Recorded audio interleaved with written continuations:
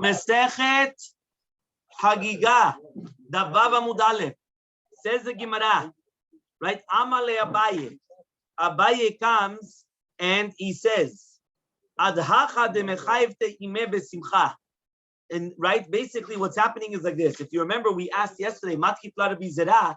Rabbi Zera came and he asked the following question: who brought him until here? Which means who brought the katan from his city to Yerushalayim? That now he has to separate from his mother and go up to Yerushalayim, and then he's going to grab onto his father's hand to go up with his feet from Yerushalayim to Arabai. Until here, until Yerushalayim, the mother of the child was obligated in the Simchat HaRegel, which means she's obligated to come up to be happy with her husband, meaning she has to come with her husband to Yerushalayim.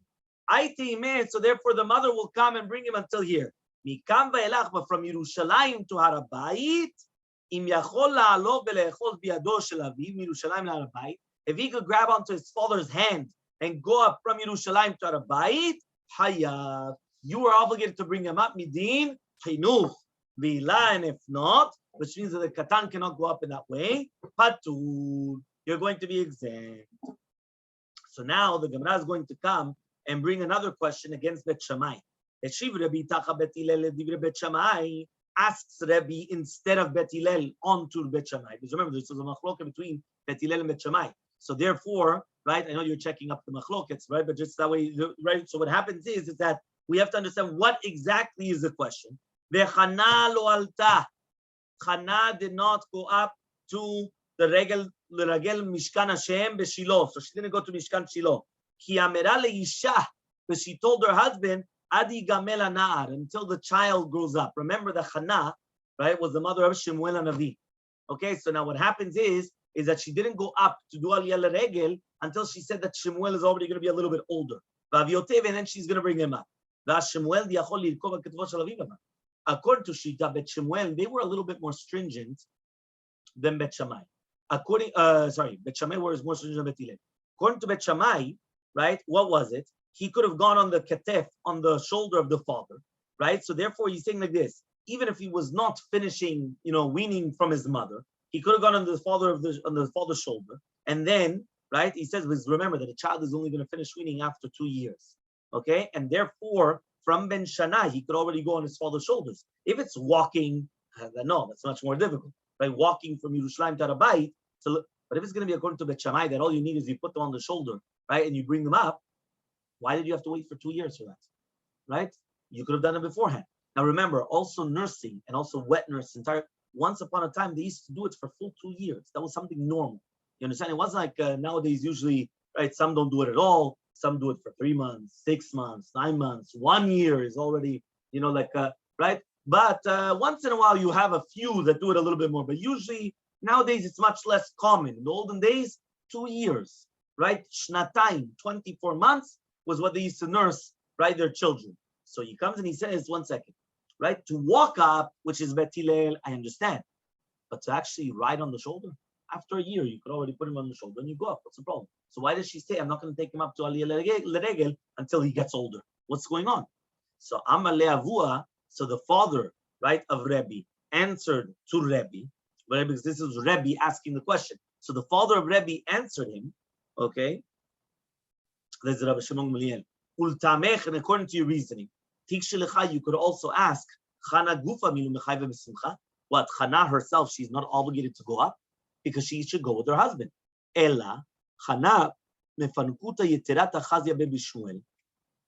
But rather, why? Because technically she should have gone up to be misamyachim her husband, which means even if right now she doesn't go to the Bet HaMikdash itself, but she still has to go to Yerushalayim, or she has to go to the place in order to be happy with her husband. And she doesn't just leave the husband go, right, to Uman, and then she just stays there. She has to go, right, with the husband to Yerushalayim, right, in order to be Misameach Bala also. So therefore, she has to be there as well. So why didn't she go because of her husband? Forget about now Shemuel. What about her husband? Answers the Gemara, Ella Chana mefankuta yiterat achaze b'Shmuel. Chana saw that there was a special type of a regishut. There was a special type of a sensitivity, okay, that she saw in her son Shemuel. And therefore she suspected that because of the Torah Chaderech, it was going to be too much. So therefore, according to this, even if you go according to Shita Bet Shammai, you still have the same heter, which means she saw that her son was much more sensitive. What's much more, it wasn't like a normal boy that, these boys, they fly off the wall, they make balagan, they could be hopping upside down, making messes in the Bet Knesset, they're full of energy, running up and down. No. She saw that her son was very, very ragish. So she knew she couldn't just take him anywhere just because of Torah Chaderech. You understand? Certain children are like that. You can't take them to Legoland Orlando for 3-4 hours and then back, same day, there, that. No. They can't handle it. Okay, so therefore she went, and that's why she didn't take her children, right? She didn't take Shemuel, right, over there.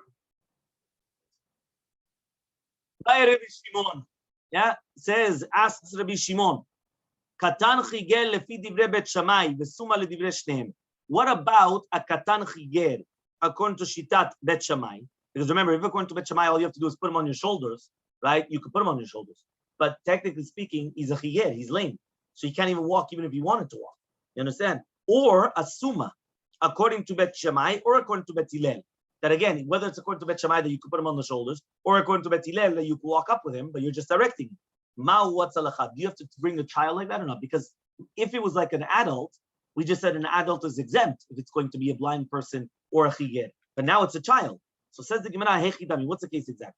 If you're going to tell me now that a chiger that will never be able to become better, to become healed, and to be able to go up with his legs, or a blind person that will never become cured, that he will be able to see, hashta gadol patur, katan mibai. He says, 1 second, if the gadol is going to be patur, so what's your question about a katan? It doesn't make sense that the katan is only chayav because of din chinuch, but the katan would be chayav, and if he was a gadol, he would be patur. It just doesn't make sense in logic. Yeah? So he says, Ela lo tzricha, but rather, what are we dealing with? A chiger that could become, that means right now he's lame, but he could heal until he becomes a gadol. Or right now he's blind, but he could become cured until he becomes a gadol. And therefore, that's the question. What's halakha? Do we go after right now? But now midin chinuch, it's a different judgment because he could ride on his father's shoulder, or the father could take him up with his legs. Or do you say that no, that if he was an adult, he would be exempt or not? So that's the question. So Abai says, Kol hecha de gadol michayim midoraita. Anytime when a gadol is chayav midoraita, katan ami micharchil midoraita. So then there's a din chinuch midrabanan.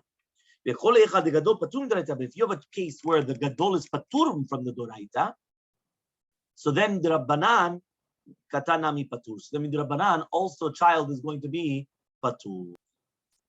There's the Gemara. Bet Shammai says, Harreiyah shete kesef. The olat reiyah needs to be 2 ma'ot of kesef minimum. Shalmei Hagigah is 1. And Bet Hillel said the exact opposite. Meaning we were talking about what is the value of the Hagigah and the olat reiyah. Says the Gemara, Tanu Rabbanan Bet Shammai omrim. Bet Shammai says, Harreiyah has to be, olat reiyah is shte kesef. V'shalmei Hagigah ma'a kesef, 1 kesef. Olat reiyah kula lagavua. Why? Because since the olat reiyah goes only to HaKadosh Baruch Hu, ishtabach shemu la'ad, it's completely consumed. It's an olah, a burnt offering. Burnt offering is completely consumed. So therefore, it has to be a higher value. Hashenkem Chagigah, the Chagigah is for your stomach. Well, if your stomach, you have to spend on a steak $80. You have to, HaKadosh Baruch Hu, spend a fortune. But on this, that's why, because it's for Hashem. When you do something for Hashem, it doesn't matter what you spend. You understand? That's the way it is. It's a big musar. You understand? Some people, when it comes to love and etrog, they come and say, you think Hashem cares if I'm going to spend $500 on a etrog or $5 for a lemon? I might as well get the $5 lemon in the Gamarnu. But on the steak that I'm going to eat for Simchat Yom Tov, that has to be, that creme de la creme, that has to be the rib by the highest, not from Uruguay. It has to be mamash, it has to be, So he says, but it's the exact opposite. Ve'od, and not only that, matzinu ba'atzeret, we found it in Shavuot. That by Shavuot, there's more olot than shlamim. There's more burnt offerings than peace offerings. That's what we find. So therefore, it should have more of a greater value. But the Bet Hillel says the riyah is going to be ma'a kesef, the Hagigah shte kesef. Why? Hagigah yeshna lifnei adibur. He says they brought Shalmei Chagigah even before Matan Torah. They brought Shalmei Chagigah. But it says, "Vayishlach na'arei bnei Yisrael v'yalu lo v'yizbechu zebachim shlamim l'Hashem parim." Mashen ken b'riyah was only right by Matan Torah. Okay, only after Matan Torah, not before Matan Torah. They all them furthermore. Matzinu b'nesim, we found by the nesim sheben k'tuv shlamim. By the nesim there was also more shlamim than olot. So because of these different reasons, it was just much more apropos to do more in the shlamim than the olot. Now, did you realize though? Bet Hillel did not argue on the svara of Bet Shammai, because those svarot that I told you were actually bemet, they're correct. That if it's going to Hashem, you have to spend more. But he was just arguing because of other reasons. That at the end we did find whether it's going to be by the Nesim or by the Matan Torah, which one came first. Bet Hillel, my time. So I asked the Gemara, what is the reasoning why bemet Bet Hillel do not say like Bet Shammai? So he says the Kamarta, but they're going to tell you Riyah Difa Deolat Pula Gavoa. They're going to tell you Anolat Riyah is better. Why? Because everything goes to Hashem. Says the Gemara, Adar, the opposite. Hagigah Difa. Because there's two eatings. Meaning not only does Hashem eat, you eat. Right? You ate it. You also eat it. It's not only just Hashem. Utkamarta, if you're going to say, why don't we learn from Shavuot? Then in Shavuot, there's more Olat Riyah than Shlamim. So he says, Danin Korban Yachid, mi Korban Yachid, and Danin Korban Yachid, mi Korban Tzibur. He says, 1 second. This is a Korban Yachid. We learn a Korban Yachid from another Korban Yachid. We don't learn a Korban Yachid from Korban Tzibur. Shavuot, what are we talking about? Korbanet Tzibur. It's entire Tzibur. The Olat Riyah and Shalmei Chagigah is a Korban Yachid. It's on the individual. Every single individual goes up to the Bet HaMikdash and he has to come and bring an Olat Riyah and Shalmei Chagigah. That's an individual. So I'm going to learn a Korban Yachid from a Korban Yachid, and I'm not going to learn a Korban Yachid, right, from the Korban of the Tzibur, right? Shavuot is a Korban Tzibur. Fine. So now we understood why Bet Hillel does not hold Bet Shammai. But Bet Shammai might not know, but why doesn't Bet Shammai hold like Bet Hillel? The Kamarta, because you told me, Hagigah Daf Yeshlan Lifnei Dibur, Riyah Yeshlan. There is a Riyah, Korban Riyah Lifnei Dibur, right? He says why? It was also brought, right, already Bar Sinai. So according to me, they were also brought, also Olat Riyah. So he's right. So he says, Ud Kamarta, so what do you learn from the Nesim? Right? Danin davar noeg ledorot, davar noeg ledorot, then danin davar noeg ledorot, davar sheno noeg ledorot. 1 second. The Nesim was a one-off. It never occurred again. It was only the Nesim when they inaugurated the Mishkan. By the way, they actually learned it from this week's parashat Vayakel. And the fact that the Nesim is written without a yod, so they lost out in the fact that they didn't bring the right. Certain people they come and it's a mamash, it's a musar, something crazy. Imagine right now I go to you, Ronen, listen, we want to buy a building, Bezrat Hashem, we need $10 million. And you come and you tell me, you know what, right? Go collect whatever you can, right? I'm going to finish off whatever you don't collect, I'm going to give you the rest. What would I tell you? Say, kol hakavod, no? Everyone would say, yeah?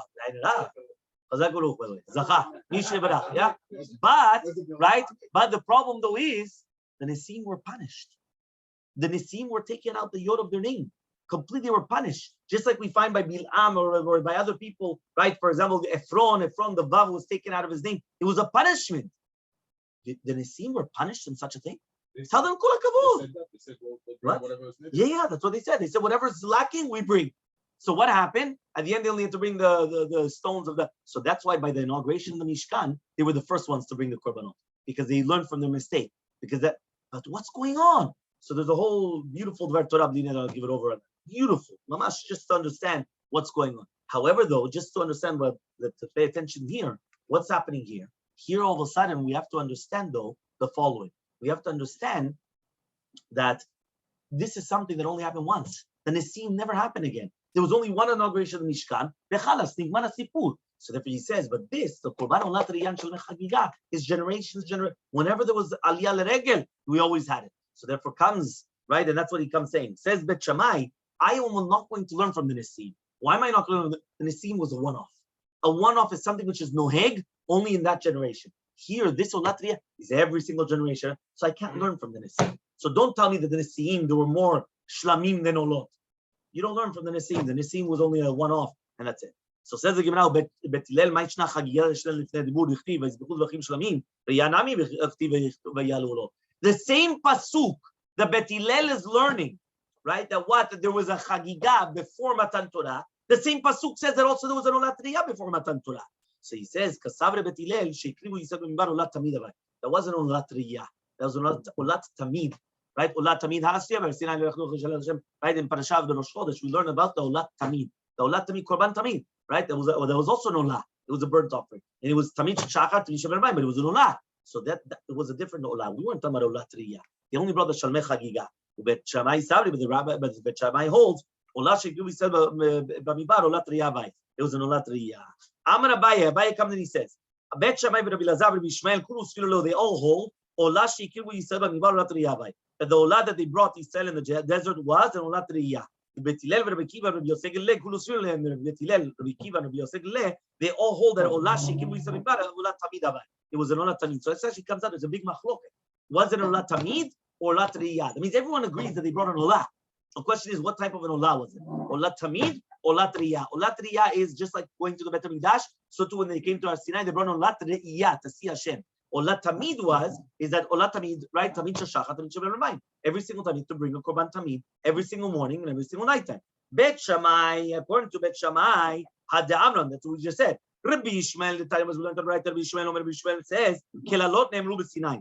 All the klalot, right? Klalot with a kaf. Yeah, what are the klalot here? The general rules were given in Har Sinai, but all without explaining the details. And then afterwards, we were explaining the details, right? But that was afterwards. But on Sinai, all the klalot were given. All the general rules, right, were explained. Upratot, now all the prats, all the specific rules were on Vav Mubet, right? 6b.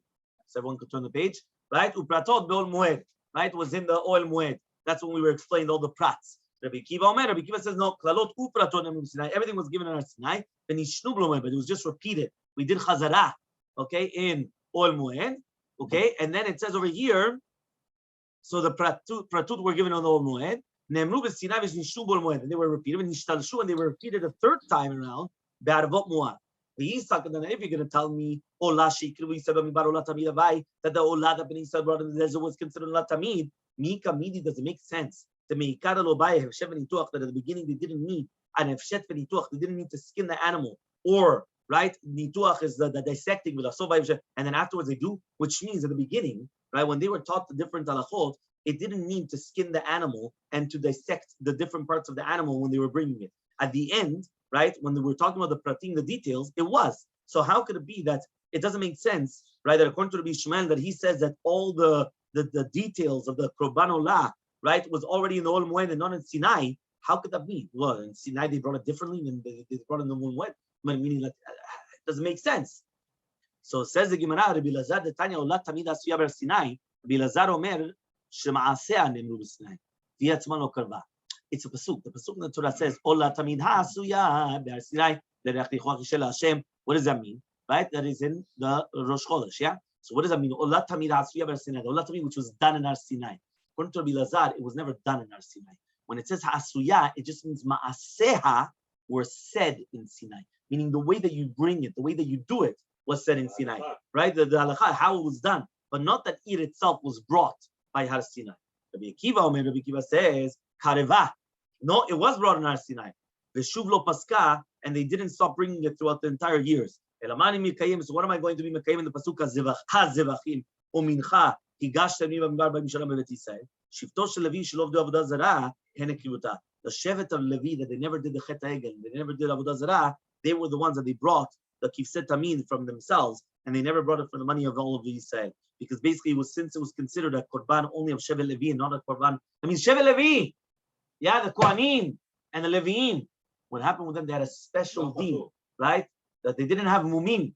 They didn't have the mum in their hands. Yeah. So then what happened? So what happened is that they were able to bring it from their own money. They didn't bring it from, right, the money of Klal Yisrael. Bet Hillel had the Amram. Bet Hillel, they just said that it was an Olah Tamid in the desert.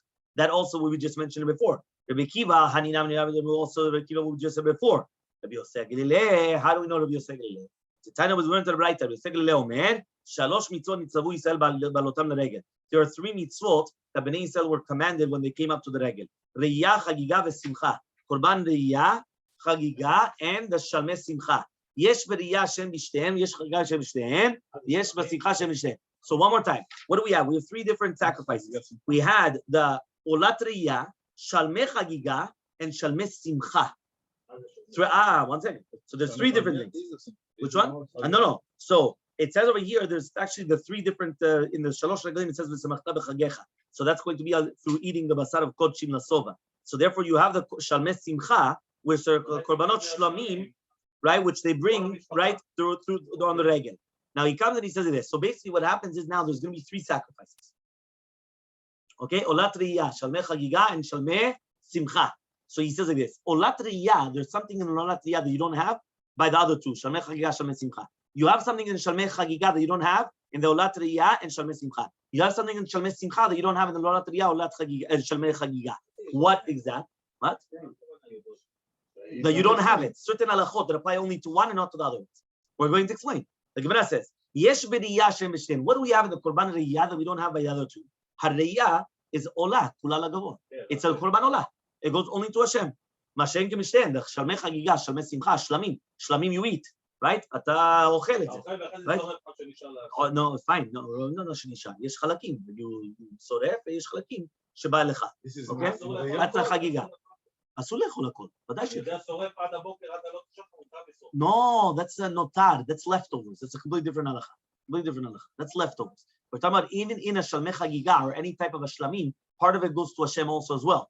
But part of it you eat. That's why it's shtei achilot. That's what we mentioned before. Two types of eating. Olat riyah. It's an olah. The second you say olah is a burnt off. Burnt off means completely consumed to Hashem. Everything's burnt to Hashem. Yesh v'chagigah Hashem b'shtem. There's something in Korban Chagigah that you don't have in the other two.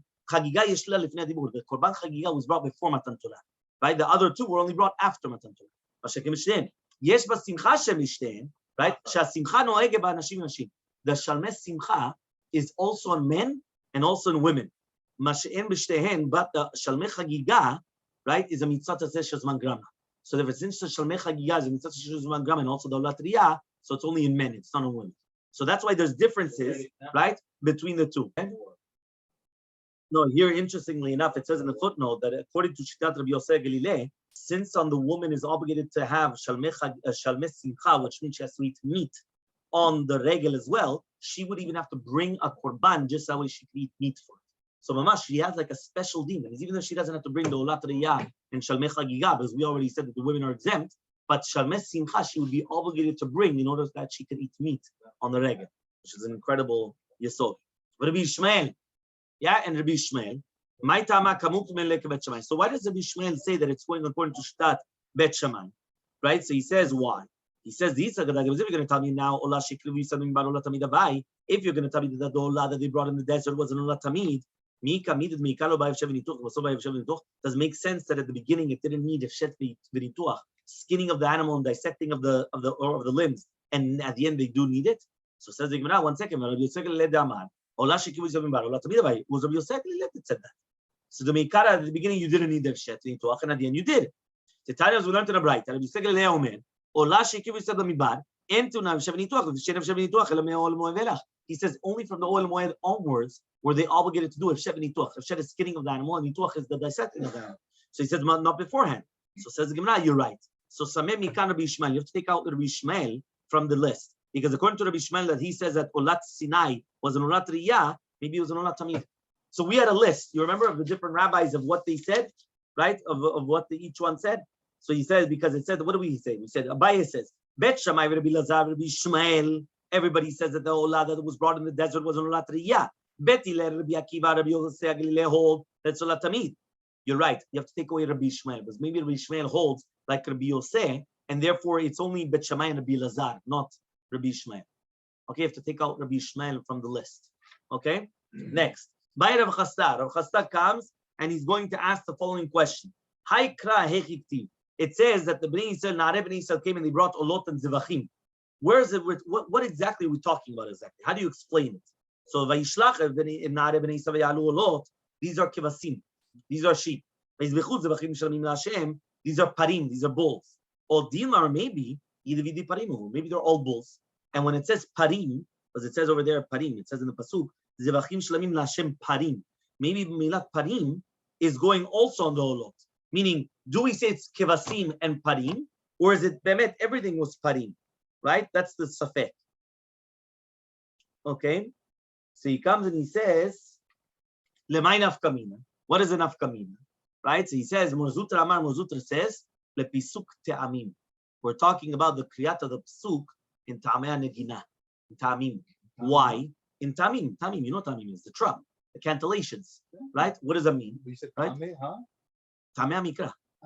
Mikra is of the Torah. Ta'amim. What does that mean? Right? He says, if you're going to tell me that it was kivasim, so then you have to do the olot with an atnach, whereas the kef katon, because that's going to be a pasek. And then also, if you're going to tell me that it was also parim, so then olot is not going to be with a pasek so big. It's only going to be with something much smaller, in order that the parim also goes back on that. You understand? That means the ta'amim are changing the explanation in the pasuk. A lot of people don't realize that. Some people think that ta'amim were just there just for the show. Right? No, not a shashel. Shashel is very few places in the entire Torah. But it changes. No, every single tam changes. People don't realize that. People think tam is going to change the meaning. You know how many times ta'amim change the meaning? Right? That's why we have to come. Exactly. We have to come. We have to explain the ta'amim. Right? Yeah, but we should have. So says the Gemara, what is an afkamina then that we have to know? So he said that to do the ta'amim, meaning the ta'amim are actually going to come and they're going to change the entire explanation, what it was. Is it parim or also kivasim? Ravacha bered Rava Amar. Ravacha, the son of Rava, comes and he says, by the way, in the footnote there in the art scroll, you have all the concept of ta'amim mafsikim, ta'amim masharatim, everything that we were learning throughout the week. Okay? In the footnote over there, yeah, Rashi brings down Tam Shen Mafsakim, this, that, the Pashta, the Ravia. So he says it's not really Mamash Meshartim. It just means that it's not as powerful as the other ones. Okay?